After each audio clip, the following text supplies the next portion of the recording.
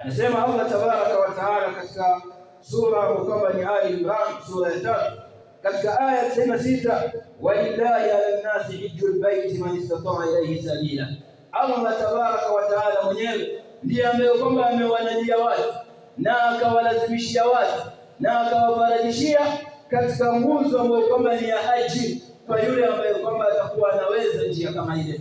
Kwa hiyo tafsiri liman istata'a ilayhi sabila, istita'a laysa bilghina. Ule uwezo ambao kwamba umetajwa hapa sio uwezo kwamba awe tajiri, kwa sababu sisi tunajitungia maneno yetu alafu tunayaweka kwenye sheria na tunayabana kwamba lazima uwe tajiri bwana. Na kama mtu yuko pale karibu, labda hiyo manga ni kama hapa nako barabarani, pia yeye mpaka awe tajiri.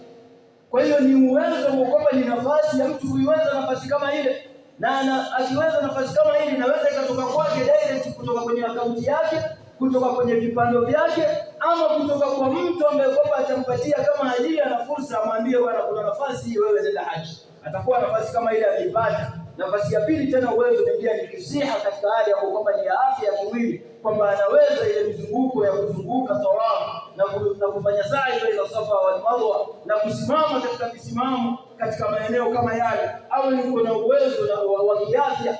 Na vile vile nafasi ambayo kama ni ya uwezo katika njia kama ile ni nafasi nyingine, kwa kuna amani na usalama wa njia kama ile ambayo kama ni ya kuelekea katika nini, katika haji. Ndio maana usalama ukosekana, ibada kama ile inakuwa si salama kwa watu ambao kwamba wanakuwa ni wenye kutoka ima mbali. Kwa sababu gani? Ndio maana wakati ule mizinga ile kilialia sehemu za juu, kukawa kumezuiliwa watu wakawa waende umra kwa sababu ya usalama ulikuwa unakosekana.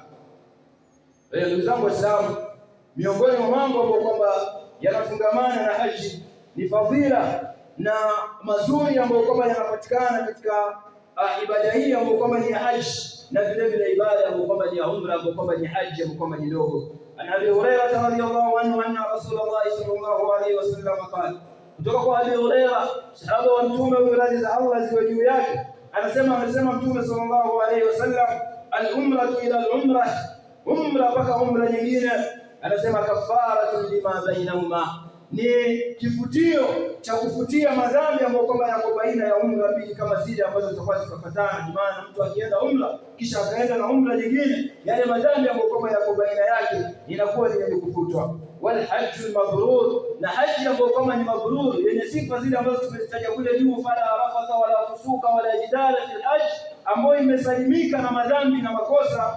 Wal hajjul mabrur, haji ambayo kwamba imefanywa katika njia ambayo kwamba ni sawa sawa. Nasema laisa lahu jazaa'un illa aljanna, aina malipo mengine isipokuwa ni janna.